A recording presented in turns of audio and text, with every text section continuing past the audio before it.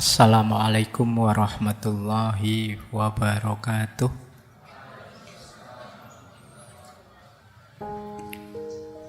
Bismillahirrahmanirrahim. Alhamdulillahi rabbil alamin. Wabihi nasta'inu ala umurid dunya waddin. Allahumma sholli wa sallim wa barik ala habibina wa syafi'ina Sayyidina wa maulana Muhammadin wa ala alihi wa ashabihi wa man tabi'ahum bi ihsanin ila yaumiddin. Amma ba'du. Bismillah teman-teman, mari kita lanjut ya ngaji filsafat lagi. Malam hari ini kita masih ada di tema gaya hidup. Malam hari ini kita sedikit akan membahas tema minimalisme. Ini mungkin tema yang populer belakangan ini, nyambung juga dengan tema stoikisme dan tema-tema senada yang belakangan rame sekali. Nah, kita bahas sedikit-sedikit ya malam hari ini. Sebenarnya tema malam hari ini nyambung dengan tema minggu depan. Kalau minggu depan itu asketisme. Bagi saya asketisme itu ya semacam minimalisme dari tradisi agama-agama, dari tradisi religius. Makanya malam hari ini kita masih belum membahas minimalisme perspektif agama ya. Kita masih di minimalisme secara umum saja. Makanya nanti mungkin ada tokoh-tokoh yang saya bawa ya masih belum ke tokoh-tokoh agama. Karena kadang-kadang kan ada yang bilang, wow ini Pak Faiz tokoh barat terus yang dikutip. Yo gantian lah, kadang-kadang yo Islam, kadang yo barat, kadang ya Jawa, kadang ya Nusantara dan lain sebagainya. Baik. Bismillah, nawaitu ya. Niatnya ditata, paham ndak paham didengarkan saja. Syukur-syukur bisa setengah-setengah ngantuk. Alhamdulillah, karena katanya orang psikologi itu kalau gelombang otaknya turun sedikit itu malah lebih mudah masuk. Setengah-setengah ngantuk itu lebih mudah masuk. Makanya orang dihipnotis itu kan biasanya agak dibuat tidur, dibuat tidak sadar, terus dimasuki informasi. Nah, kalian boleh ngantuk, tidak masalah. Tidak usah mati-matian melawan rasa ngantukmu, tidak apa-apa. Mengantuk itu nikmat. Hari ini banyak orang yang tidak bisa tidur, insomnia. Justru bisa tidur itu alhamdulillah. Makanya saya bersyukur kalau ada teman-teman yang bilang, Pak, saya dengerin ngajinya Pak Faiz itu buat pengantar tidur, cepet ngantuk. Wah, itu saya, pahalaku besar berarti. Karena sekarang banyak orang susah tidur. Alhamdulillah kalau bisa tidur itu luar biasa. Biasanya kalau di sini ngantuk terus pulang kan tidak jadi ngantuk. Itu sudah tabiat, kayak kalian khutbah Jumat itu loh. Gitu mau ngantuk selesai Jumatan tidak ngantuk lagi. Nah, itu mungkin hubungannya dengan gelombang otak tadi. Ketika otakmu siap menerima, kamu malah ngantuk. Baik, bismillah. Hari ini banyak buku-buku yang membahas minimalisme dan diterjemah dalam bahasa Indonesia. Yang terkenal sekali ya tradisi minimalis itu hari ini biasanya diasosiasikan dengan gaya hidup yang banyak diambil orang-orang Jepang. Tapi nanti kita lihat ya filosofinya. Jadi mungkin saya tidak banyak bahas teknis detailnya bagaimana menata ruang tamu, ruang tidur dan lain sebagainya. Tapi kita bahas sisi-sisi filosofisnya. Bagaimana sih filosofi minimalisme itu? Kenapa kok kita perlu mempertimbangkan gaya hidup minimalis ini? Kenapa kok tidak hedon saja atau heroisme saja? Kenapa kok harus minimalis? Baik, bismillah. Ini kita awali dari definisi ya. Kalau definisi ini saya ambil dari 2 buku. Yang pertama Joshua Becker, yang kedua Fumio Sasaki. Yang pertama dari buku Becoming Minimalist, dia mendefinisikan minimalis adalah tentang mendapatkan apa yang membuat kita bahagia dan menghilangkan segala yang memalingkan kita dari hal tersebut.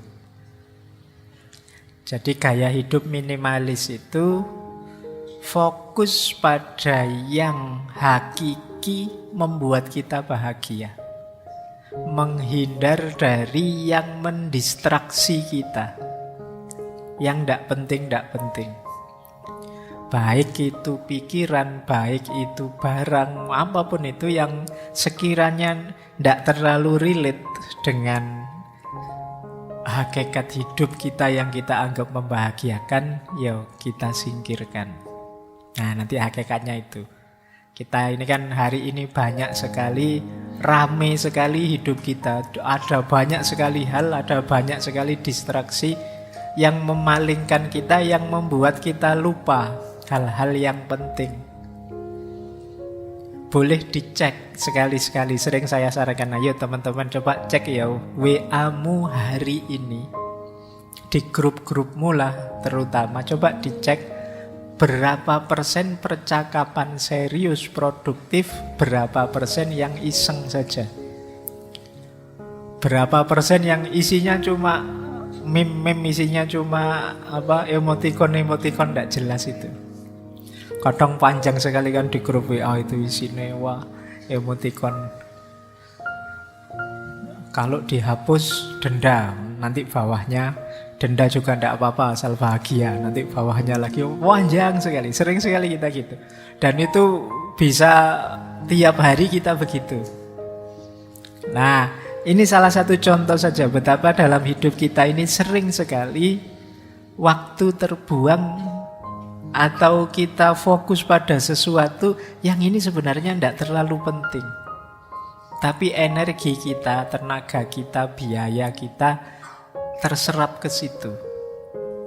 Oke, maka kata Joshua Becker tadi, minimalis itu fokus pada yang hakiki membahagiakan dan meninggalkan yang memalingkan kita jauh dari hal tersebut. Nah, nanti ada definisi dari Fumio Sasaki. Kalau ini lebih praktis definisinya. Minimalisme adalah gaya hidup yang berarti kita mengurangi barang yang kita miliki sampai pada tingkat paling minimum dan memberi kita kesempatan untuk merenungi arti bahagia.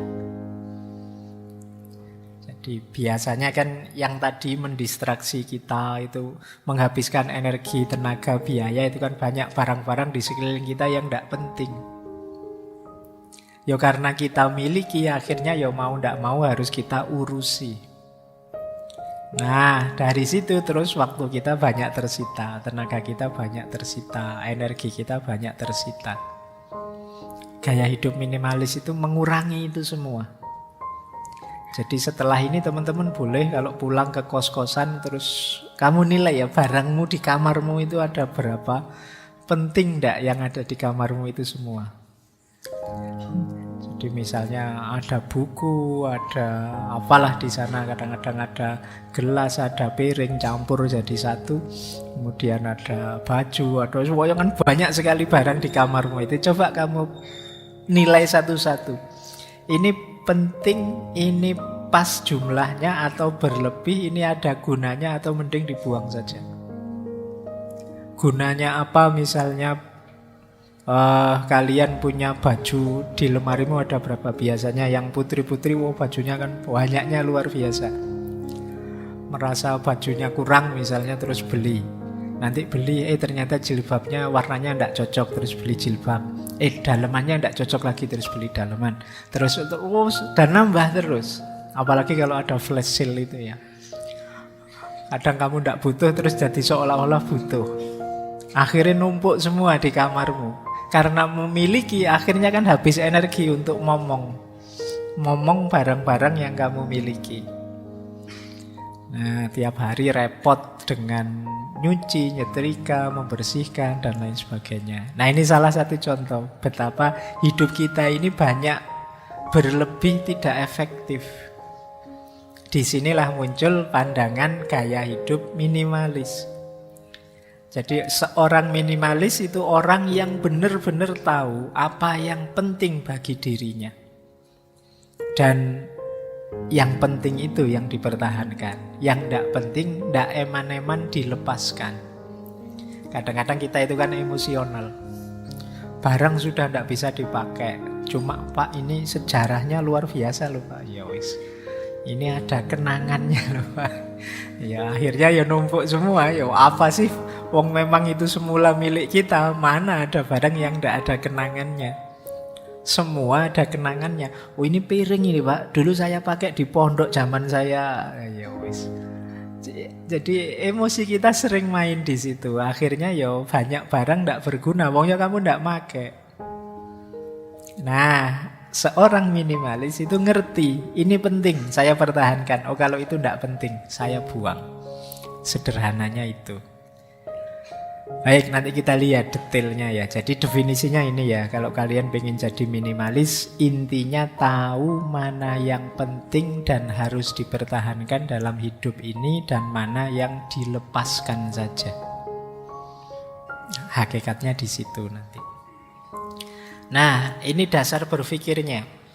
Ini saya ambil dari beberapa sumber. Seperti apa sih orang hidup minimalis itu? Dasarnya apa? Yang pertama, kalian harus mengenali gunanya setiap barang yang kalian miliki. Jadi ketika kalian tahu gunanya, nanti kan kalian ngerti nilainya.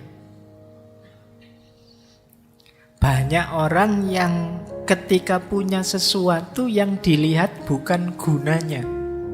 Mungkin gayanya, mungkin apalah, trennya mungkin, dan lain sebagainya. Kalau bagi seorang minimalis, pertama-tama yang dilihat gunanya.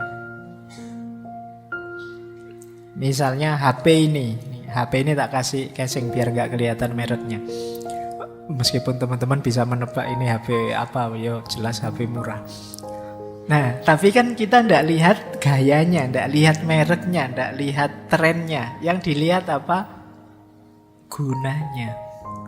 Yang penting kalau teman-teman WA bisa masuk, saya bisa baca, bisa jadi alat komunikasi yang efektif misalnya. Nah, itu yang dilihat gunanya. Saya tidak tahu ada tidak yang malam hari ini hadir dan misalnya HP-nya tiap tahun ganti. Dia merasa out of date kalau wah ini sudah waktunya S22 kok saya masih S21 misalnya. Itu dia gelisah kalau begitu. Nah, ini kemungkinan perlu belajar minimalis. Jadi memahami sesuatu itu dari gunanya pertama-tama. Baik, yang kedua, hindari mengafiliasikan diri kita dengan barang yang kita miliki. Menilai diri atau menilai orang dari barang yang kita miliki. Kita bukan barang kita. Jadi jangan membaca statusnya orang, nilai orang dari apa yang dia miliki. Wah, HP-nya terbaru ya, ini yang iPhone yang terbaru ini. Wah, ini yang Galaxy Z yang Fold ini paling mahal ini. Ini HP sekecil ini harganya satu motor misalnya. Terus kamu wah ini perlu dihargai orang ini. Enggak, engkau bukan barang yang engkau pakai. Wah, motornya misalnya. Enggak, jangan menilai orang atau apalagi menilai dirimu dari barangnya. Banyak orang-orang besar itu yang sederhana sekali gaya hidupnya. Jadi itu rumus kedua. Jangan menilai dari barang. Wah, bajunya branded terus misalnya. Nah, itu menilai dari barangnya. Yang ketiga, ini prinsip selanjutnya, ini nyambung dengan yang keempat. Sedikit barang itu sama dengan sedikit stres. Sedikit barang membuat kita lebih merdeka. Tadi saya bilang, semakin banyak kita punya sesuatu kan semakin repot. Kemarin motornya motor lama pitung tahun 70-an misalnya. Itu kamu parkir di depan kamar kos-kosanmu semalam, tidak dikunci, kamu santai, tidak khawatir, tidak stres. Malingnya juga wegah, apa barang kayak gitu. Tidak imbang dengan resikonya. Tapi kalau motormu yang terbaru, yang fresh, yang mahal, oh, kamu kepikiran terus. Waduh, ini motorku di luar, jangan-jangan ada yang nyenggol, jangan-jangan ada yang itu. Kalau kamu naikinnya pun kan juga agak hati-hati, jangan sampai kegores apapun. Nah, kamu pokoknya hati-hati, stresnya banyak. Tapi kalau motormu motor lama kan, alah kegores, kesenggol apa, yang rugi yang nyenggol. Ayo, prinsipmu kan begitu mikirnya kan, kamu tidak stres. Jadi tidak kepikiran, isu yang biasa-biasa saja. Oke, cuma jangan dianalogikan pasangan ya. Nyari jangan yang cakep-cakep Pak, biar tidak kepikiran. Nyari yang biasa-biasa saja, santai saja, di mana-mana kita tidak khawatir. Apa ada yang mau? Tidak ke situ ya arahnya. Ini barang yang kita miliki. Jadi semakin sedikit yang kita miliki tambah nyaman. Dan kita tambah merdeka. Yang punya motor, ya harus mikiri servis, mikir kadang ban bocor, mikir macam-macam. Yang tidak punya motor tidak kepikiran itu. Maka kalian harus jeli kapan aku perlu motor, kapan tidak. Kapan aku perlu mobil, kapan tidak. Bukan berarti jangan punya motor atau jangan punya mobil, enggak. Coba kamu baca guna tadi loh yang nomor 1. Kapan harusnya kamu saatnya punya motor. Misalnya, Pak, saya antara kos-kosan saya dengan kampus itu paling sekitar 100 meter. Nah, kalau 100 meter apa penting kamu punya motor misalnya. Tapi kalau ingin jalan-jalan kemana-mana, sekarang angkutan umum banyak.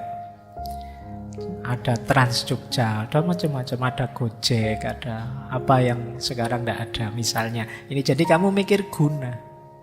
Tidak sekedar mikir gengsi, tidak sekedar mikir tren.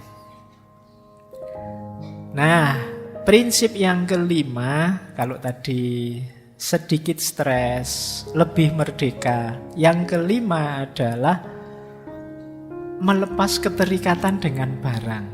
Iyalah misalnya kamu butuh motor, ya tetap kalian jangan terikat dengan kepemilikanmu. Kalau basa Jawane ya kalau kita punya harta, punya dunya, jangan kedunyan. Kedunyan itu sangat terikat dengan harta duniawi yang dia miliki. Jadi, ya itu tadi kayak punya motor, wah, kesenggol dikit, gores dikit itu rasanya dunia kiamat misalnya. Itu sangat terikat. Wah, kamu tidak bisa tidur kamu. Wah. Itu berarti kamu sangat terikat dengan kepemilikanmu. Mikirmu tidak simpel. Kalau mikir simpel, gores, ya sudah dibengkelkan nanti kan beres. Itu kan sederhana, tidak ruwet. Kenapa kamu stres? Ya karena kamu sangat terikat, sehingga mikirnya jadi ruwet, jadi panjang. Loh. Baik, ya kalau bahasa kemarin pakai istilah overthinking. Mikirnya terlalu ruwet, terlalu muter-muter, mbok sudah simpel saja. Ya gores ya dibengkelkan, diputus ya cari lagi. Ini sederhana. Kamu mikirnya terlalu ruwet. Oke, berpikir minimalis. Pak, saya kuliah tidak lulus lah ya. Mbok kamu pikir sampai stres ya tetap tidak lulus. Memang jelas tidak lulus. Ya diulang kan gitu aja, sederhana. Tapi kan kamu stres mikir berpanjang-panjang karena itu. Wah, kenapa ya tadi saya waktu presentasi kok tidak maksimal, ngomongnya salah-salah, harusnya lebih bagus. Ya sudah, sudah kejadian. Ya besok diperbaiki lagi. Tidak usah terlalu banyak angen-angen dipikir. Kadang-kadang kan kita begitu, salah ngomong saja itu menyesalnya sampai berbulan-bulan. Ngapain tadi aku ngomong gitu ya, ngapain tadi. Lah sudah terlanjur keluar ya, kalau salah minta maaf saja, selesai. Tapi kita sering bikin ruwet sesuatu yang simple. Nah, pelajaran dari sini, lepaskan keterikatan. Biar kita tidak terlalu terikat sehingga untuk hal-hal yang tidak penting kita terus jadi baper. Terus, nah ini jadilah penjaga pintu yang baik. Maksudnya jadi penjaga pintu yang baik itu ya, barang keluar atau barang masuk itu kita harus sangat hati-hati. Penting enggak sih aku beli barang ini, meskipun flash sale, meskipun serba 1000 cuma 1000-an, meskipun apa aku harus punya barang ini. Bukan urusan kamu mampu beli atau tidak, gunanya apa yang kamu beli itu. Wah ini lumayan loh Pak, kaos ini 100.000 dapat 6. Ada yang mana beli itu? Begitu nyampe kamu kaget, aduh kaosnya kok kayak gini, mau dipakai apa ya ndak malu. Akhirnya nggak dipakai, cuma numpuk saja di kamarmu. Atau kamu pakai tidur saja, kalau ada temanmu datang cepet-cepet kamu ganti. Nah itu kenapa? Karena kemarin kamu mikirnya ndak panjang. Kamu bukan penjaga pintu yang baik. Jadilah penjaga pintu yang baik. Jadi kamu pikir, penting enggak sih aku beli ini? Harus enggak sih aku beli ini? Apapun itu. Bahkan mungkin termasuk hal-hal yang menurutmu, ini buku loh Pak misalnya. Penting enggak sih buku? Sekarang kan banyak buku-buku yang online, yang bisa langsung diakses. Penting enggak sih kamu beli buku yang fisik misalnya, bukan yang online? Mungkin bagi sebagian penting Pak, karena saya tidak nyaman kalau baca di HP atau di tablet. Saya nyamannya ya ada fisiknya. Sementara bagi yang lain, oh enggak Pak, saya nyamannya ya online saja. Kamar saya sudah tidak cukup diisi banyak barang, repot saya ya sudah. Nah ini kalian mikir gunanya. Maka kalian menjaga pintu itu ya filternya gunanya tadi. Tidak mentang-mentang ada yang baru. Kemudian nikmati ruang. Nikmati ruang itu kalian bisa bahagia kalau mampu menikmati ketiadaan, kekosongan, ketidakpunyaan. Jadi dalam hidup kita itu kalau kalian maunya isi terus justru sulit bahagia. Justru kalian harus latihan bahagia dengan tidak. Nikmati ruang. Tak kasih contoh ya, ada cerita masyhur sekali, banyak orang menganggap ini ceritanya Nasruddin Hoja. Jadi satu ketika ada tetangganya datang. Tetangganya ini sumpek, stres, hidup ini rasanya kok masalah banyak sekali. Datang ke Nasruddin. Dia tanya, wahai mullah, ada ndak nasihat buat saya biar hidup saya ini nyaman, lega itu. Kata Nasruddin, gini saja, kamu beli ayam 5, terus kamu pelihara di dalam rumah. Wah, beli dia ayam 5 dipelihara di dalam rumah. Tambah sumpek dia, ya gimana gak sumpek, di rumah kemana-mana ketemu ayam belum kotorannya. Datang lagi ke Nasruddin, gimana nasihat sampean? Saya tambah sumpek ini. Oh, kalau sampean masih sumpek, beliau kambing 2 saja, nanti pelihara di dalam rumah lagi. Karena yang ngomong mulahnya ya sudah, mungkin kemarin memang belum, masih proses. Beli dia kambing 2 di dalam rumah. Tambah stres lagi dia. Oh ya ketambahan kambing apalagi. Tambah jungkir balik dia. Datang lagi ke temannya, sampean ini gimana? Tipsnya kok tambah ruwet gini, tambah lama tambah. Oh kalau masih belum, ini puncaknya. Sampean beliau sapi, taruh di dalam rumah. Wah seminggu kayak gitu, wah tambah pontang-panting dia. Nah akhirnya datang lagi, gimana ini mullah? Kalau yang terakhir ini tidak sukses ya berarti sampean memang tidak pinter, saya tidak mau lagi konsultasi. Kata mullah, nah sekarang saatnya. Kamu keluarkan sapinya, jual lagi. Akhirnya sapinya dijual.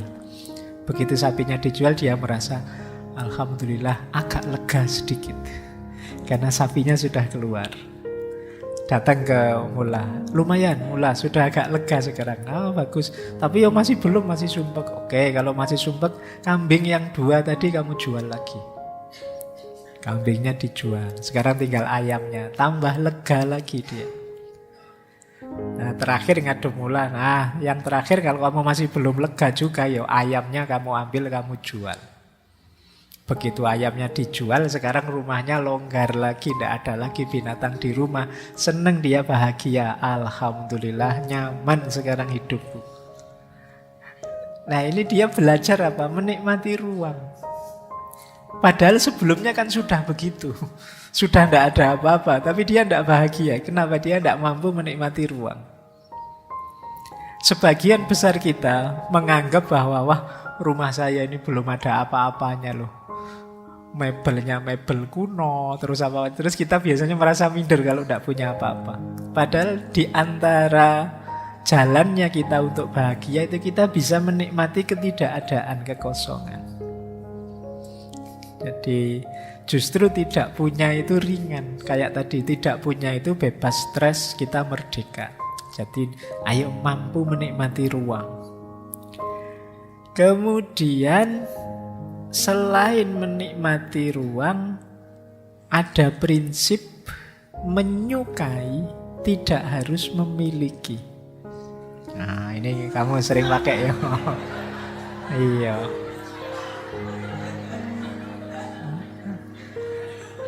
Kamu sering begitu ya.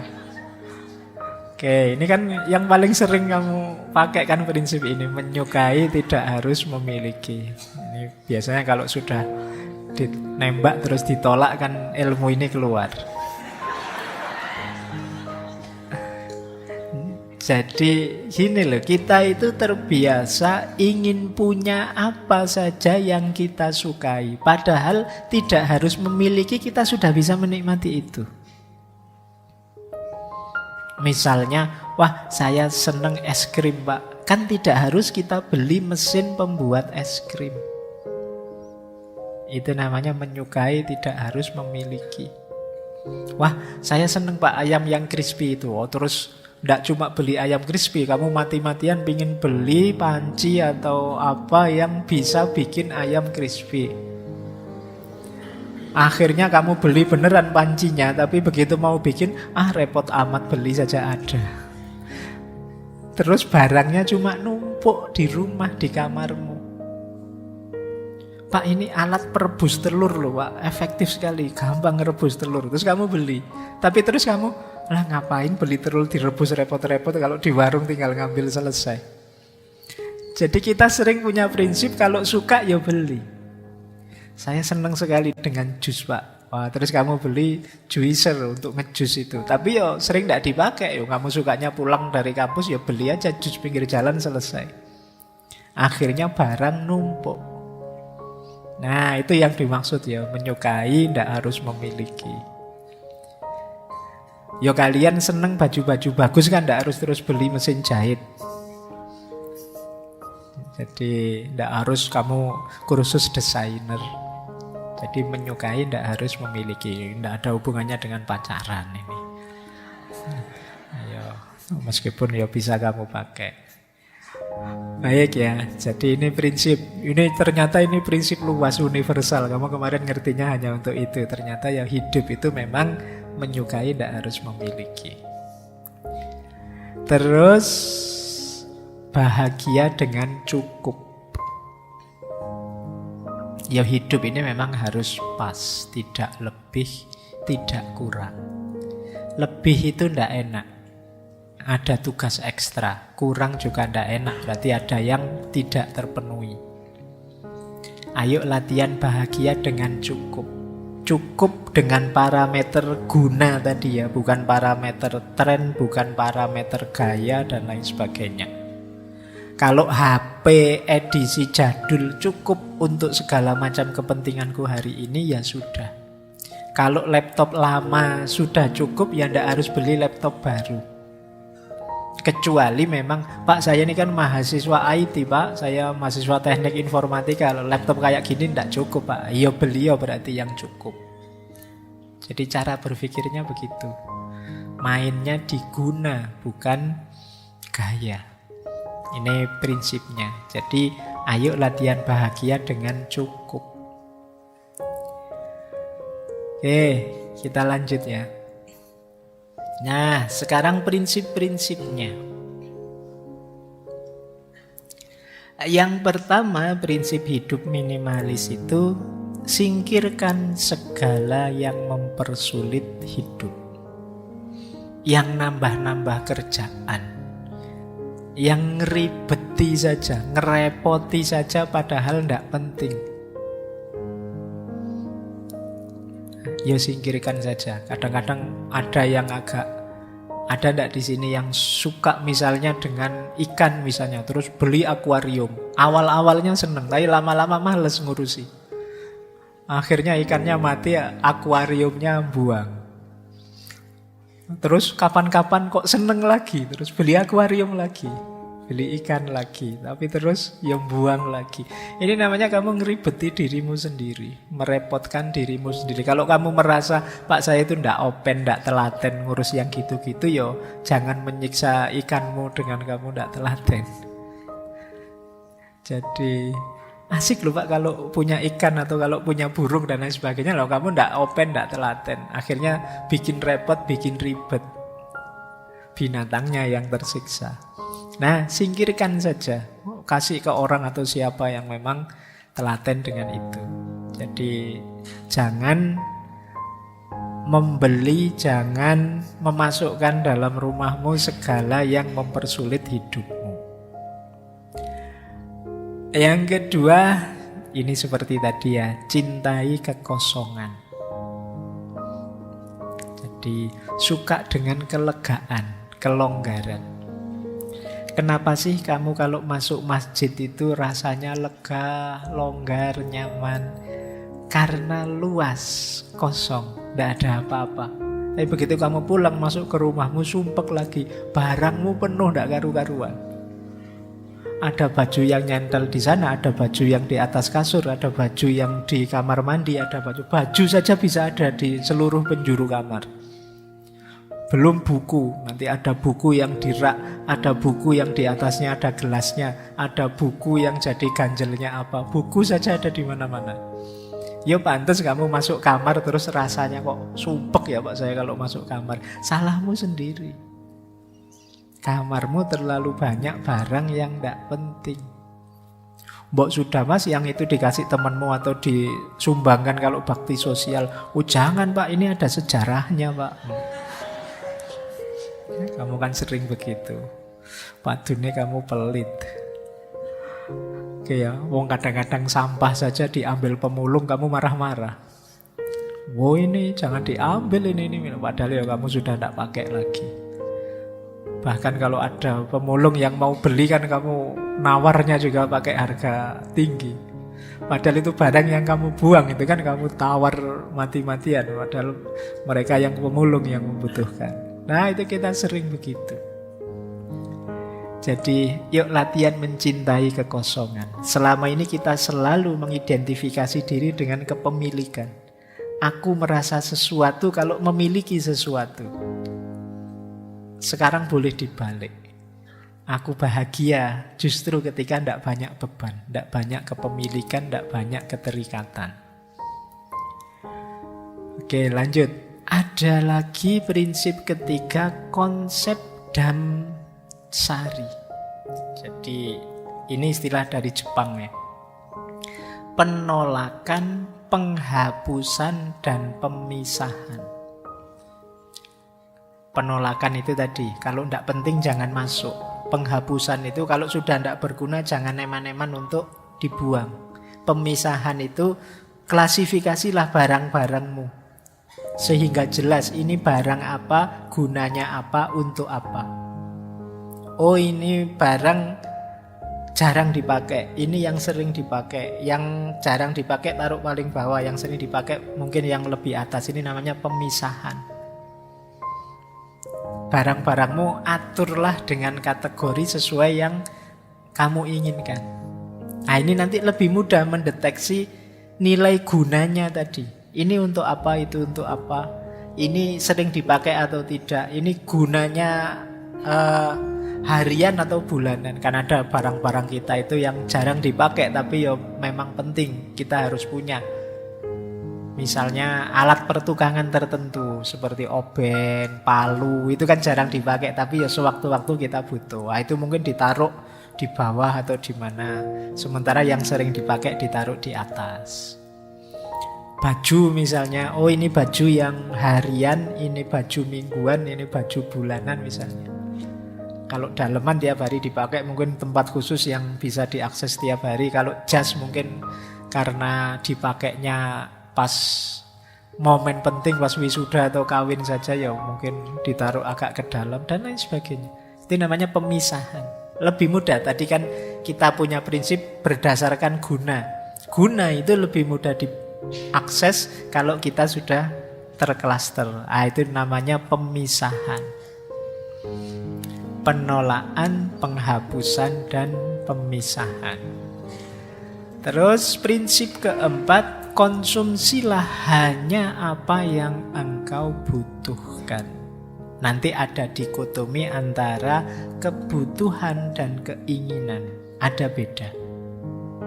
Pak, saya ingin beli HP yang terbaru, itu keinginan. Beda dengan Pak, saya butuh HP yang terbaru. Kalau memang butuh, belilah. Kalau memang hanya ingin, coba dievaluasi lagi. Apa benar kamu membutuhkan itu? Terus yang kelima, seperti tadi ya, kepemilikan bukan segalanya. Jadi yang jadi kuncinya adalah kemanfaatan. Yang terakhir, waktu tidak bisa diulang. Ini prinsip ya. Maksudnya apa?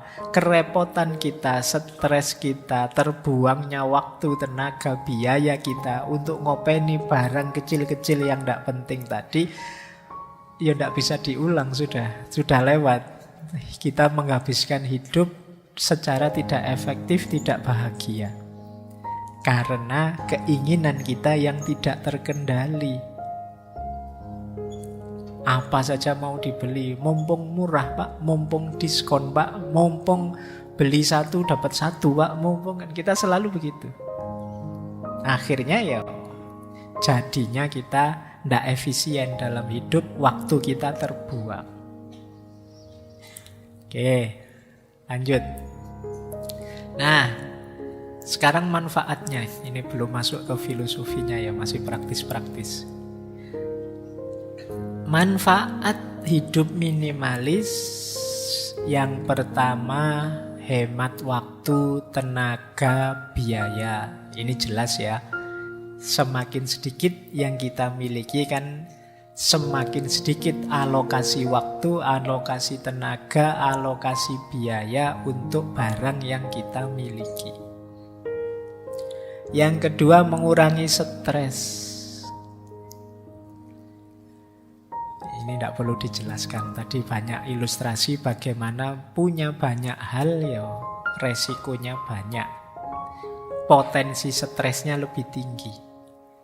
Kemudian memberi ruang dan waktu untuk hal yang lebih penting. Kayak tadi misalnya kalian yang males ngurusi akuarium tapi punya akuarium, akhirnya kan waktu, tenaga, fokus ke situ. Akhirnya kepikiran. Jangan dikira cuma mikir menunda-nunda itu tidak stres, stres juga. Saya pingin sekali nyabuti rumput di depan kos-kosan, kok ya sudah kotor, tapi kapan ya? Tapi terus tidak gerak-gerak. Besok gitu lagi nongkrong depan kos-kosan, pingin sekali nyabuti rumput itu, tapi kapan ya? Jadi kamu kepikiran, stres, tapi ya tidak jalan. Kamu mungkin sering begitu. Jadi waktumu terbuang sia-sia. Yuk, efektifkan waktu. Jangan buang-buang waktu, tenaga, biaya untuk hal yang tidak penting. Kemudian kesempatan berbagi. Tadi kan ada bersih-bersih, buang-buang. Ya yang masih bagus kan bisa kita pakai untuk berbagi. Masih bagus ya Pak, kalau bahasanya agama justru yang masih bagus itu yang pahalanya besar. lan tanalul birra hatta tunfiku ma tuhibbun. Jadi belum engkau memperoleh kebaikan sampai engkau memberikan yang engkau cintai. Barang ya, bukan orang. Jadi kalau kamu punya barang masih bagus, masih baik, tidak apa-apa sodakohkan. Kita kan sodakoh itu kadang-kadang memberi itu nyari yang sudah jelek. Bahkan panitia bakti sosial itu sering pakai kalimat yang baju bekas yang layak pakai. Biasanya kalimatnya gitu. Sebenarnya tidak masalah menerima sumbangan dalam bentuk baju baru misalnya, kan tidak apa-apa. Sopo ngerti ada memang orang ingin menyumbangkan bajunya yang baru-baru, ya ditulis saja baju baru atau bekas yang masih bagus. Karena layak pakai itu ya kadang standarnya beda-beda. Nanti bagi orang tertentu ini masih layak kok, padahal sudah sangat tidak layak itu. Disebutnya layak, mentang-mentang kamu ingin buang sampah, kamu berikan ke orang padahal sudah sangat tidak layak. Itu sudah robek-robek. Robek kan bisa dijahit. Warnanya pudar, tidak masalah, bisa buat sehari-hari. Ya, sepatunya kamu ingin buang barang. Nah, yuk ada kesempatan berbagi. Terus jangan lupa ramah lingkungan. Barang yang tidak ada gunanya dalam jumlah besar itu kan nama lainnya sampah. Jadi sadar atau tidak sadar kita itu banyak menyumbang sampah. Ada yang sampah yang sudah kita taruh di tempat sampah, ada sampah yang masih kita simpan di lemari kita, di laci kita. Kita sebenarnya ya kontributor sampah yang luar biasa. Maka ayo latihan minimalis. Nah, manfaat yang lain meningkatkan produktivitas tentu saja. Kemudian meningkatkan kebahagiaan hidup karena rasa khawatirnya kecil. Ya kayak tadi loh, kamu punya barang baru, barang bagus, itu kan khawatirnya lebih besar. Barang kesayangan khawatirnya lebih besar.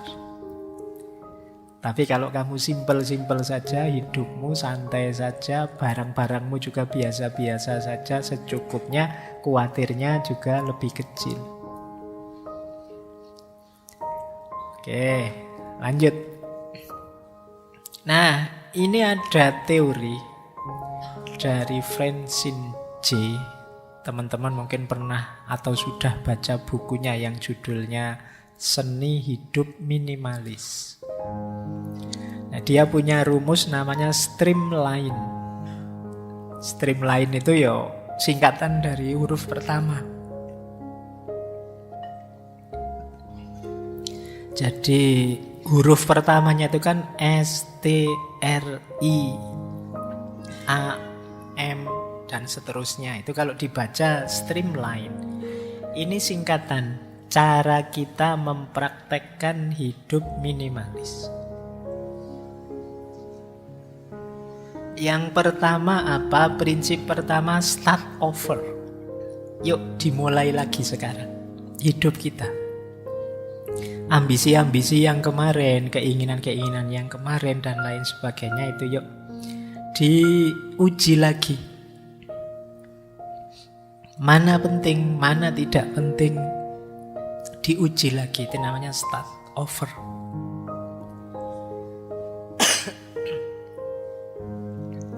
Yang kedua, treasure and transfer. Trace itu buang, treasure itu simpan, transfer itu bagi.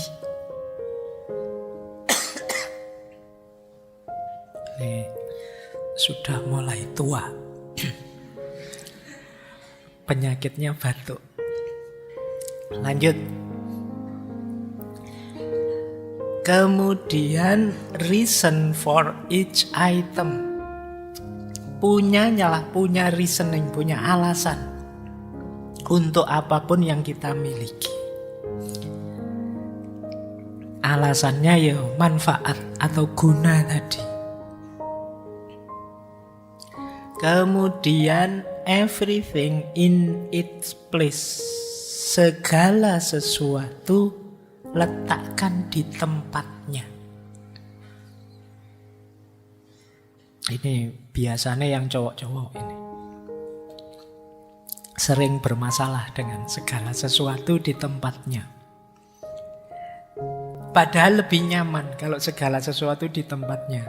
Kalian selain tahu kalau pas butuh atau perlu, juga nyortir mana penting tidak penting itu lebih mudah.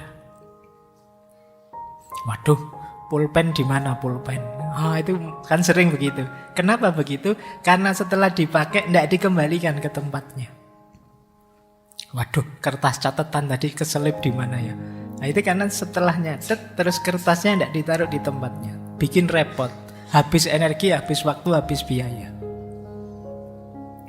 Kadang-kadang bisa 1 bulan beli sekian banyak pulpen. Hilang terus. Tapi begitu bersih-bersih kamar ketemu semua. Wah, ternyata yang ini di bawah kasur, yang itu di bawah lemari, yang ini. Wah, ketemu semua. Karena kemarin ndak hati-hati, ndak everything in its place. Habis dipakai disingkirkan. Kemudian yang kelima, pastikan all surface clear. Semua permukaan pastikan bersih. Permukaan datar apa saja, meja kah, dipan kah, kursi kah, ini ada permukaannya itu. Pastikan bersih. Segala yang terlihat, berarti kan itu permukaan, harus bersih. Lantai kah, pastikan bersih. Kemudian modules. Modules itu artinya ruang. Pastikan kalau kalian beli sesuatu atau punya sesuatu tersedia ruangnya. Jangan sampai kalian beli sesuatu terus, waduh ini ditaruh di mana ya? Sudah terlanjur beli.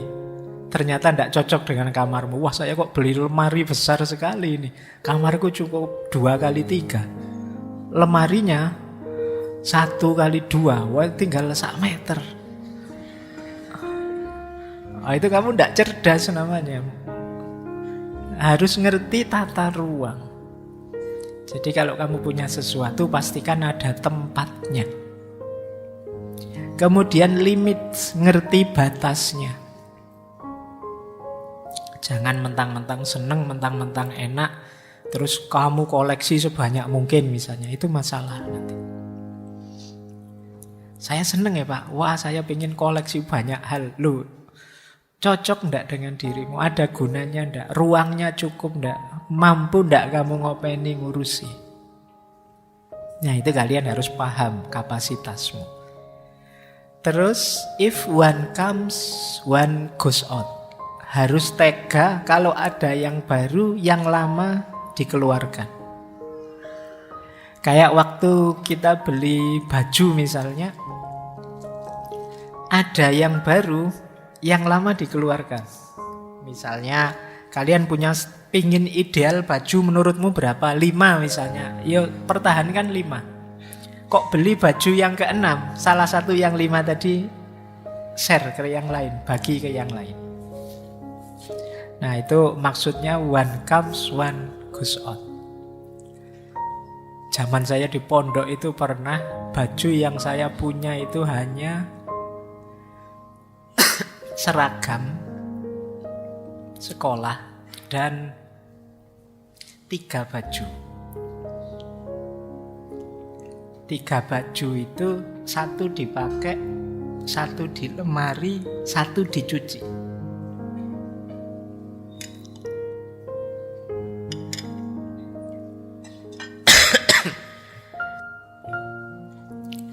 Oke, kalau sudah tua ini mau romantis susah. Nah ya, mau romantisan terus batuk, nggak jadi.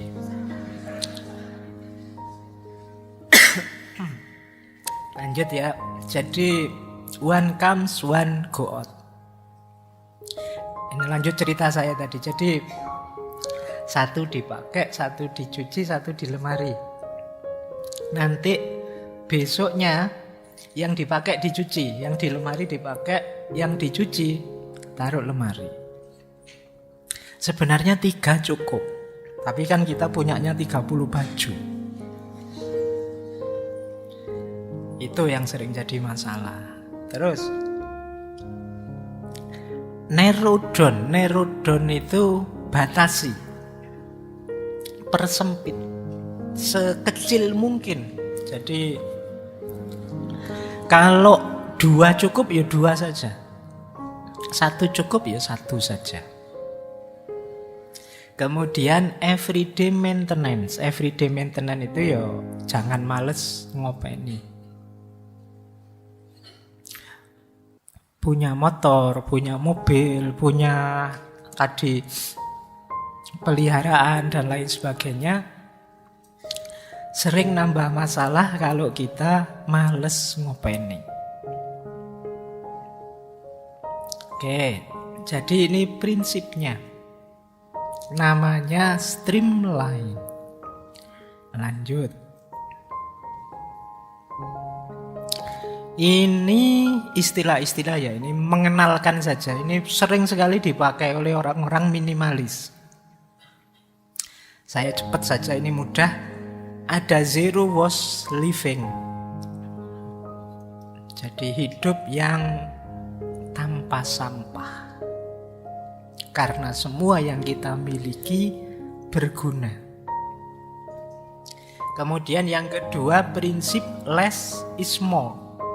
Less is more itu justru dengan punya sedikit kita bisa berbuat banyak. Justru dengan kepemilikan yang sedikit kita bisa memberi banyak. Karena sedikit yang harus diurusi, kalian bisa belajar lebih banyak. Kalian bisa menulis lebih banyak. Waktumu lebih longgar. Itu namanya less is more. Yang ketiga, distraksi.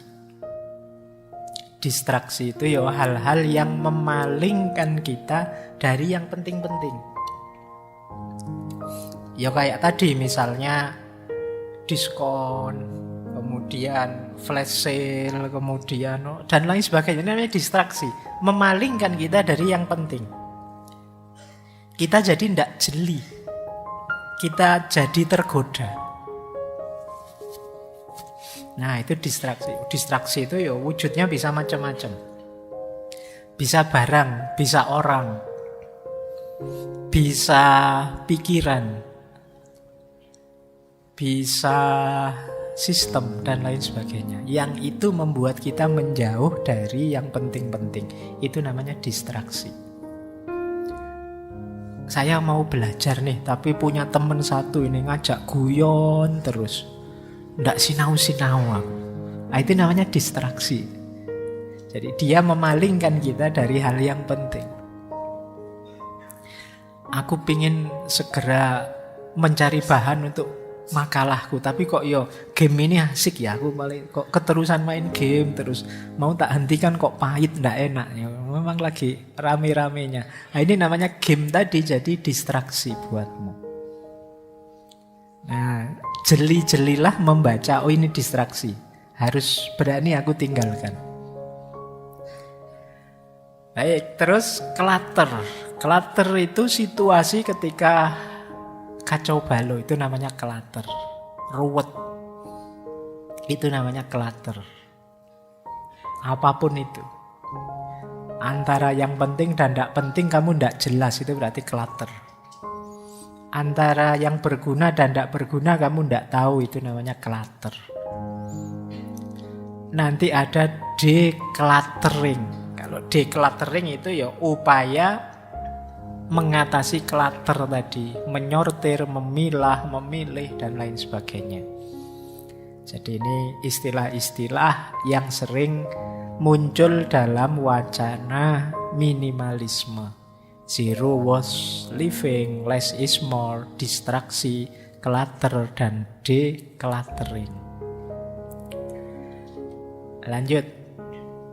Nah, inilah rumus ringkasnya bagaimana kita mengelola kepemilikan. Yang pertama, ayo dibagi barang yang kamu miliki itu paling tidak dalam 3 hal. Ada barang fungsional, ada barang dekoratif, ada barang emosional. Jadi barang fungsional itu ya memang penting, kamu perlu itu. Jadi awas keliru, kadang-kadang ada juga orang yang tidak paham barang fungsional mana, tidak fungsional mana. Atau nanti pulang dari sini, Pak saya pengen minimalis, terus barangnya dibuangi semua. Oh itu problem, itu malahan ya. Jadi ndak, ya fungsional lah yang kamu milih. Nanti sabun-sabun sikat itu dibuangi. Pak saya merasa pakai sabun, ndak pakai sabun ternyata ndak beda kok Pak, saya nggak sabunan saja misalnya, ya tambah kacau lagi. Ya. Yang fungsional, yang penting-penting. Nanti ada jenis kedua, yang ini hanya dekoratif saja. Dekoratif itu kamu ndak punya juga ndak apa-apa kok. Kadang-kadang punya malah merepotkan. Ini dekoratif namanya. Ada juga jenis ketiga. Kalau jenis ketiga emosional. Emosional ini sebenarnya dekoratif, tapi ada rasamu pada barang itu yang kadang berpengaruh eksistensial, berpengaruh pada fungsinya. Misalnya begini loh. Kamu misalnya ada ndak di sini yang sangat dekat misalnya dengan bantalnya atau dengan selimutnya atau dengan bonekanya. Kalau tidur ndak pakai itu ndak bisa tidur. Loh, tidur kan penting. Yo daripada ndak bisa tidur yo ndak apa-apa wes, kamu bonekamu yang sudah bertahun-tahun ndak dicuci itu kamu pakai terus. Kenapa? Dia bernilai emosional. Jadi kalau bisa ya disingkirkan biar ndak merepotkan. Tapi kalau itu memang urgent untuk hal-hal yang fungsional ndak akan jalan tanpa itu, ya kamu pertahankan. Tapi kalau dipisah ndak masalah, ya dipisah saja. Nanti kamu sendiri yang ngerti. Misalnya, Pak, ini pemberian mantan yang dulu ini Pak, misalnya. Mau saya buang gimana, mau tidak saya buang gimana misalnya. Loh, seandainya dibuang dan hidupmu baik-baik saja ndak apa-apa, ya ndak masalah, kamu buang saja. Nanti kalau saya kangen gimana Pak? Alah yo, kamu buang yo kangen, ndak kamu buang yo kangen, sama aja. Daripada repot. Justru ketika kamu pegang nanti malah sering kangen, kamu lihat kenangannya dia. Nah ini emosional, kamu yang bisa menentukan dibuang atau tidak. Mungkin ada yang di sini hobinya menyimpan barang mantan. Oke, jadi kamu bagi ya, fungsional, dekoratif, atau emosional. Terus setelah itu kamu kategori. Ini harus dibuang, ini disimpan saja, ini disedekahkan, dibagikan pada orang yang mungkin membutuhkan. Nah, jadi nanti pulang dari sini kamu kasih label ya barangmu. Kamu nanti, oh ini fungsional, ini dekoratif, ini emosional. Nah ini harus saya simpan, ini saya buang saja, tidak ada gunanya sama sekali. Dikasih orang ya tidak mungkin, wong itu pemberian pacar yang bentuknya surat-surat apa-apa dikasih orang, buat apa orang suratnya mantan? Ya dibuang saja. Nah, terus ada yang memang diberikan ke orang, kayak tadi misalnya baju layak pakai dan lain sebagainya. Terus menyikapinya. Ada buang, simpan, berikan. Menyikapinya juga 3, tapi 3 R. Yang pertama reduce, yang kedua reuse, yang ketiga recycle.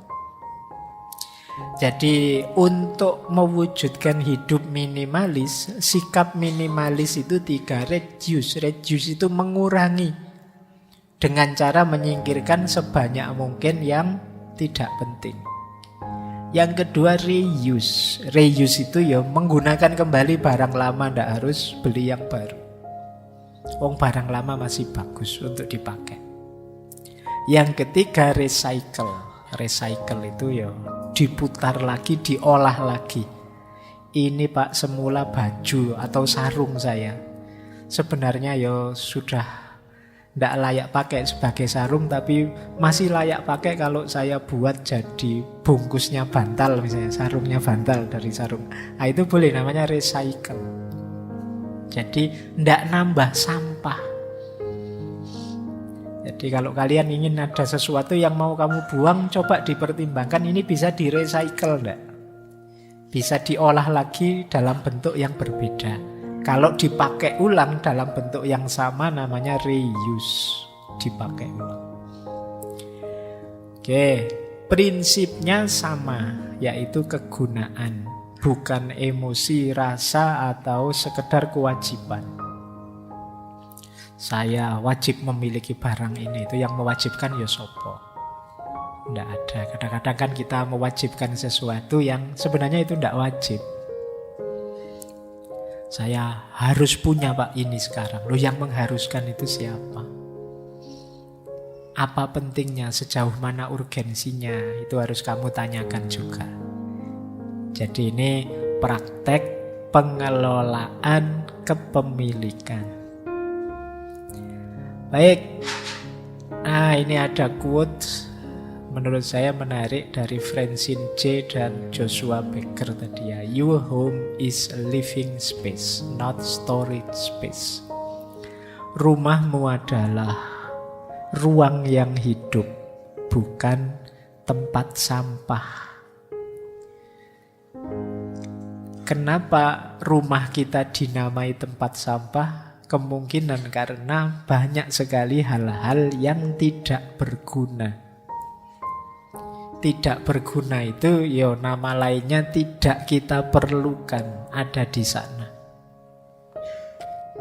Atau kata Joshua Becker, you don't need more space, you need less stuff. Engkau bukannya butuh ruang yang lebih, tapi yang engkau butuhkan adalah barang-barang yang lebih sedikit. Jadi jangan mikir, wah ini barang saya sudah banyak ini Pak, berarti rumahnya harus diperluas. Enggak. Kemungkinan barangmu yang harus dikurangi.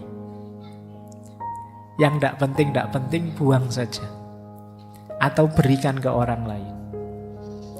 Jadi karena kadang-kadang kita itu kalau wah ini kamar kos-kosanku sudah penuh ini, saatnya nyari kos lagi yang lebih luas misalnya. Ya, oh itu bukan salah kamar kosnya, yo kamu aja yang tidak jeli beli barang macam-macam yang tidak jelas.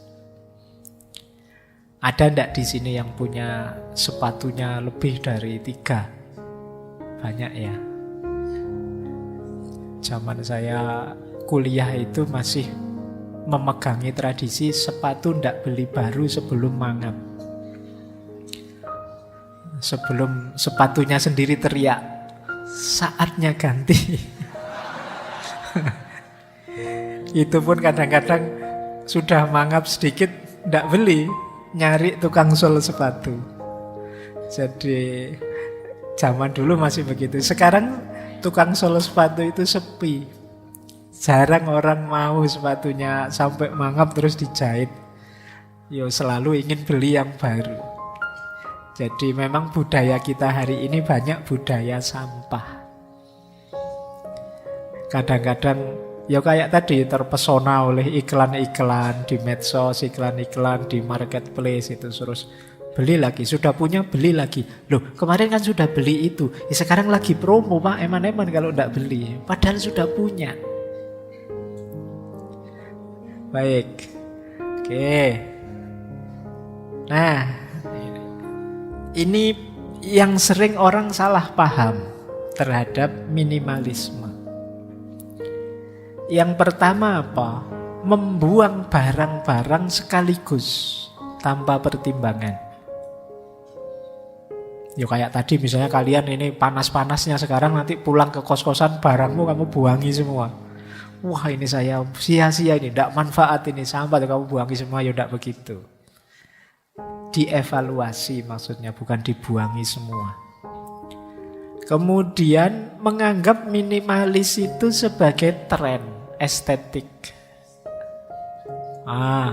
Kalau ini lebih unik lagi. Nanti pulang dari sini terus beli, wah ada sekarang Pak celana minimalis, wah ada baju minimalis, ada. Itu namanya terus jadi tren. Kamu sekedar tren. Ini loh Pak model rumah yang minimalis. Oh berarti saya harus beli rumah minimalis ini Pak. Ini loh Pak, apa-apa nyari yang labelnya minimalis. Sekarang kan begitu. Wah ini gambar minimalis loh, apa-apa cari minimalis. Itu namanya terus dipahami minimalis itu tren. Kebalikannya yang pertama, nanti pulang dari sini beli macam-macam yang kategorinya minimalis. Ya sama saja blunder. Maksudnya bukan itu. Terus yang ketiga, mengikuti standarnya orang. Minimalis itu standar kita sendiri. Mungkin orang lain butuhnya hanya 10, tapi kalau kita butuhnya 12, ya kita ambil 12. Jangan, wah dia lebih minimalis dari saya kalau begitu. Ya enggak, ya sama-sama minimalis, cuma standarnya beda. Gitu loh. Pak, teman saya sampo saja Pak. Saya kok sampo sama conditioner ya Pak. Saya berlebihan berarti tak buang. Ya enggak, kalau kamu butuh conditioner ya ambil saja conditioner. Jangan semuanya mengikuti standarnya orang. Ya standarmu sendiri. Yang minimalis yang seperti apa. Kemudian tidak menyimpan barang-barang kenangan atau barang hadiah. Ini juga salah kaprah. Kayak tadi barangnya mantan, ya bukan berarti barangnya mantan dibuang semua, ya enggak begitu. Wah ini Pak, saya dulu dikasih mantan ini Pak, bentuknya mobil misalnya. Iya. Ya kalau mantannya orang kaya kan mobil, kalau kamu ya mobil-mobilan. Nah, terus kamu buang semua ya enggak. Yo kalau memang tadi loh ada guna eksistensialnya, ya tetap kamu simpan. Pak, dengan nyimpen barang ini itu saya selalu terkenang betapa sakitnya hati saya. Jadi saya tambah semangat untuk menunjukkan biar dia nyesel besok mutus saya misalnya. Jadi ini penyemangat saya ini Pak untuk yo. Jadi ya enggak semua harus dibuang. Lagi-lagi standarnya bukan emosimu tapi gunanya. Kalau memang sangat berguna oke. Tapi kalau malah membuat kamu melempem, begitu lihat barang mantan kamu terus mewek, kamu terus aduh hidup, ya wis mending kamu singkirkan saja. Jadi tidak serta-merta dibuang. Kemudian ini di Francis J ya, tidak peduli pada pakaian. Tidak peduli itu kadang-kadang ala Pak, ya meskipun orang-orang pakai baju beres, saya minimalis kok, saya pakai kaos saja, saya pakai kaos oblong saja, saya pakai ya enggak. Yang enggak boleh berlebihan. Ya pakai bajulah yang pantas, yang sesuai, enggak masalah. Kayak Steve Jobs nih, Steve Jobs itu orang kaya raya, atau Zuckerberg yang punya Facebook, itu kan gaya berpakaiannya sederhana sekali. Karena memang dia sudah kaya hidupnya santai, kayak apa saja pantas. Ya kalau kalian kan enggak. Yo kaosnya Steve Jobs sama bajumu yang paling mahal ya tetap lebih mahal kaosnya Steve Jobs. Jadi ya tetap memperhatikan bajumu. Ya kalau memang waktunya dingin ya pakai jaket, ya sederhana saja Pak. Pakai jaket itu enggak minimalis Pak. Meskipun dingin-dingin saya pakai baju kaos tipis saja ya enggak. Itu namanya enggak pinter. Jadi ya ngertilah situasi, kondisi, kebutuhan. Meskipun bukan keinginan.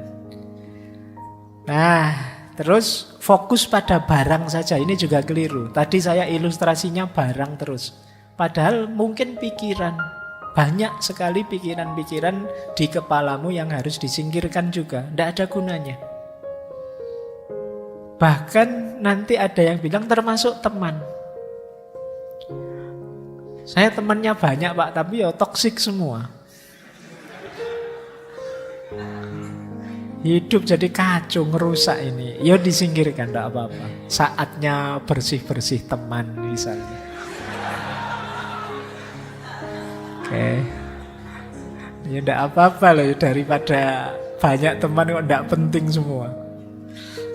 Teman saya tidak ada yang penting, Pak. Maunya utang terus, wes. Misalnya. Enggak jadilah saatnya bersih-bersih. Kalian kan sekali-sekali pingin gitu kan, bersih-bersih Facebook, pertemanan yang enggak kenal. Enggak masalah, enggak apa-apa.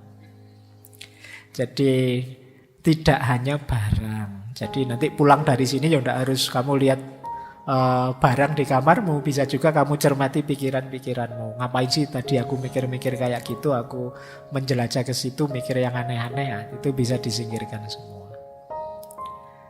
Baik, lanjut. Minimalis tidak sama dengan pelit. Ya. Jadi jangan kamu pelit dengan alasan minimalis. Mas kok sedekahnya cuma 500? Saya minimalis orangnya. Itu namanya pelit. Enggak, minimalis enggak pelit. Jadi minimalis itu ya menyimpan, bahkan berbagi yang tidak perlu, bukan yang jelek. Kemudian minimalis tidak berarti anti konsumsi. Tidak berarti tidak beli-beli, Pak. Ya beli yang dibutuhkan, bukan yang diinginkan. Jadi minimalisme tidak sama dengan tidak mengkonsumsi apa-apa. Nah, penghalangnya sekarang.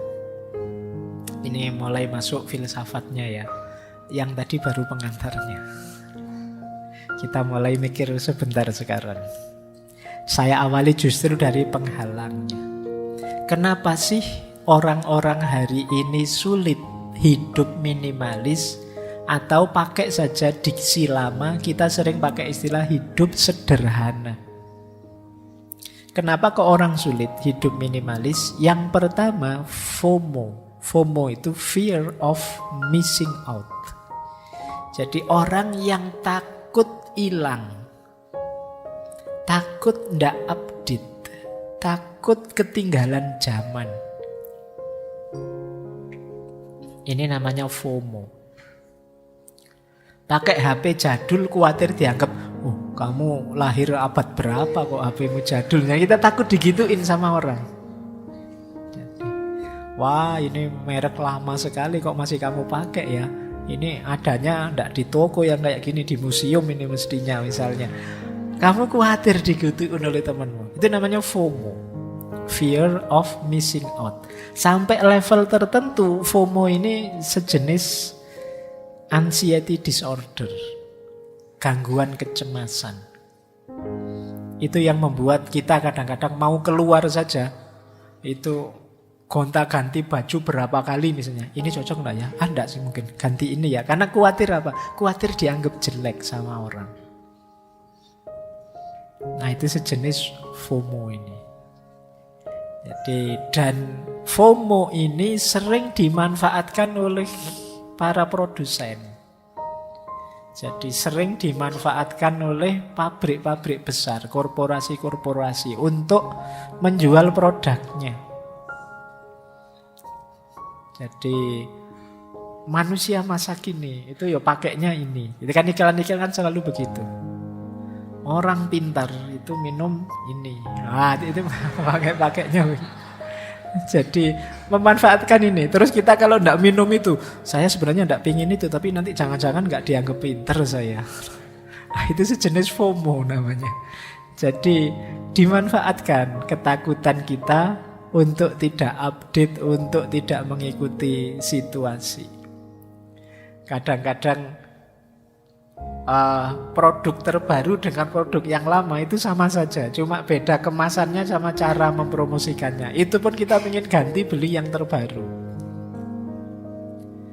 Jadi misalnya kayak HP, Pak ini HP saya masih 64 MB Pak, sekarang yang terbaru itu 108 MB. Lah emangnya kamu pakai untuk moto ya? Jarang sih Pak, yo saya itu. Nah itu guna berarti. Padahal ya sama saja yang lama sama yang baru. Oke ya, jadi ini penghalang. Hati-hati dengan ketakutan ketinggalan zaman, ketakutan tidak update. Sering membuat kita tidak rasional, tidak fokus pada kebutuhan. Penghalang kedua, konsumerisme. Semangat mengkonsumsi. Nah, ini kita mulai filsafatan ya. Misalnya konsumerisme itu ada kalimat dari Erich Fromm. Kata Erich Fromm, kapitalisme modern membutuhkan orang-orang yang bekerja sama dengan mudah dalam jumlah besar, yang ingin mengkonsumsi lebih dan lebih, dan yang seleranya dibagukan dan dapat dengan mudah dipengaruhi dan dikendalikan. Jadi kata Erich Fromm, situasi hari ini itu seperti itu. Gaya kapitalis modern. Jadi ya dengan iklan, dengan promosi, itu kita disituasikan seolah-olah ya itu cirinya orang sekarang. Kalau enggak begitu, bukan ciri orang sekarang. Akhirnya kita terpaksa mengkonsumsi itu. Padahal mungkin kita enggak terlalu suka yang itu. Misalnya, loh kalau anak muda sekarang ya begitu, celananya agak ketat, terus pantatnya agak ke bawah, yang belakang agak melorot sedikit, kan gitu sekarang tren yang baru kadang-kadang celana itu. Loh yang tren itu yang terus kita karena ikut ini, yang gitu ya Pak, yang iya di iklan-iklan begitu. Akhirnya kita beli yang begitu. Dan betapa tidak nyamannya kita kan, terus ini celana kok melorot terus ya Pak. Ya memang modelnya melorot begitu. Dan kamu tidak nyaman dengan itu. Kenapa? Kamu tadi bacanya hanya ikut tren saja. Yang terbaru kamu ikuti, padahal kamu mungkin belum butuh itu. Kayak kamu pegang HP terbaru, bisanya cuma telepon sama WA misalnya. Terus gunanya apa fasilitas-fasilitas canggih yang ada di HP-mu? Kalau cuma itu saja ya kamu bisa beli HP spek-spek lebih rendah kemarin, lebih hemat. Tapi kan kita ditelan oleh budaya konsumer. Jadi kita selalu ingin mengkonsumsi. Kalau zaman era Karl Marx itu kuncinya orang sukses itu diproduksi. Dia yang memproduksi itu penguasa zaman. Sementara belakangan modern terakhir itu kuncinya orang sukses itu kebalikannya, dia yang mengkonsumsi. Siapa mengkonsumsi apa? Kita cenderung kagum, wow pada orang yang bisa mengkonsumsi barang-barang paling update, paling mewah, paling baru. Nah, ini penyakit kita hari ini. Kata Yuval Harari, yang mungkin bukunya sudah pernah kalian baca ya, Sapien itu, kapitalisme dan konsumerisme adalah dua sisi mata uang yang sama, gabungan dari dua perintah. Perintah tertinggi untuk orang kaya adalah investasilah. Perintah tertinggi untuk kita yang orang biasa itu belilah. Jadi kita itu tidak sadar, di telinga kita, di otak kita tiap hari, wong kita orang biasa itu selalu belilah, belilah, milikilah, milikilah, ini itu. Makanya meskipun di HP itu banyak fasilitas intelijen, ada buku, ada wawasan dan lain sebagainya, mungkin kita lebih banyak buka-buka Shopee, buka-buka Tokopedia, buka-buka untuk nyari barang murah, barang terbaru. Kenapa? Perintahnya belilah. Nanti begitu kita agak kaya, punya uang sedikit, yang di kepala kita bukan lagi belilah, tapi investasilah. Terus kamu ketipu investasi bodong. Jadi hari ini cara berpikirnya orang itu. Kalian kan membayangkan segera nanti Pak, setelah saya lulus kuliah saya bisa kerja. Kerja itu kan sebenarnya bukan target finalmu. Target finalmu kalau sudah kerja Pak, saya dapat gaji, bisa beli ini, bisa beli itu. Bisa punya rumah Pak, bisa punya mobil Pak, bisa punya. Targetmu kan selalu ke sini pada akhirnya. Ini namanya budaya konsumerisme. Ini nanti yang jadi biang keladi sulit kita hidup minimalis. Nah, yaitu ada lagi quotes dari John Powell. Untuk hidup sepenuhnya, kita harus belajar bagaimana memanfaatkan barang dan mencintai orang. Bukan sebaliknya, mencintai barang dan memanfaatkan orang. Kita sering terbalik. Kita menggunakan orang untuk kesenangan kita. Nah itu kebalik. Yo kalau barangnya kita manfaatkan, orangnya kita cintai. Bukan barangnya kita cintai, orangnya kita manfaatkan. Itu hati-hati ya yang putri-putri. Coba dicek nanti kalau ada yang pendekatan, cara berpikirnya gimana. Jangan-jangan cara berpikirnya mencintai barang dan memanfaatkanmu. Cirinya gampang kalau diajak ke kantin atau kemana minta ditraktir. Nah itu berarti mencintai barangmu saja dan memanfaatkanmu. Harusnya kebalik. Dalam hidup ini ya kita orangnya kita cintai, yang dimanfaatkan barangnya. Oke, lanjut. Ada lagi problem penghalang, yaitu ketamaan. Kalau ini teman-teman mesti ngerti, greedy. Manusia itu punya satu karakter negatif. Kalau sudah senang sesuatu, sulit dibendung dan sulit berhenti. Kalau bahasanya Al-Quran, alhaqumut takasur. Berhentinya apa? Hatta zurtumul maqabir. Sampai mati, sampai masuk ke kuburan baru berhenti. Selama masih hidup pingin takasur, pingin nambah terus. Ini namanya ketamaan. Katanya Gandhi, bumi ini menyediakan cukup persediaan untuk memenuhi kebutuhan semua orang. Tetapi dia tidak cukup untuk memenuhi keserakahan bahkan hanya seorang manusia. Kenapa? Manusia itu tidak kenal berhenti kalau sudah merasa butuh, merasa senang, merasa enak. Ini ketamaan. Padahal sudah punya loh. Tapi kok ya kalau pas ada bagi-bagi gratis kita mati-matian pengen ngerebut juga. Itu namanya tamak. Misalnya saya sudah punya Pak buku itu, tapi mumpung ada giveaway yang menawarkan buku itu, ya saya fight juga lah biar dapat bukunya. Wong sudah punya bukunya, kok masih pingin lagi? Itu namanya tamak. Jadi kalau urusan ketamaan itu perangmu melawan dirimu sendiri. Kata Agustinus, keserakahan itu cacatnya bukan pada emas yang diinginkan, tapi pada orangnya. Jadi yang jelek itu orangnya. Atau katanya Nietzsche, bahkan pemandangan yang paling indah pun tidak lagi menjamin cinta kita setelah kita tinggal di dalamnya selama 3 bulan. Cuma 3 bulan kata Nietzsche. Dan beberapa pantai yang lain jauh lebih menarik karena keserakahan kita. Kepemilikan banyak hal berkurang nilainya oleh keinginan kita memiliki yang lain. Jadi ini dicontohkan sederhana oleh Nietzsche. Ayo coba, kalian mungkin sekali-sekali nonton TikTok atau nonton YouTube, ada suasana pegunungan misalnya. Wah, indah sekali ya, mau tinggal di situ rasanya nyaman.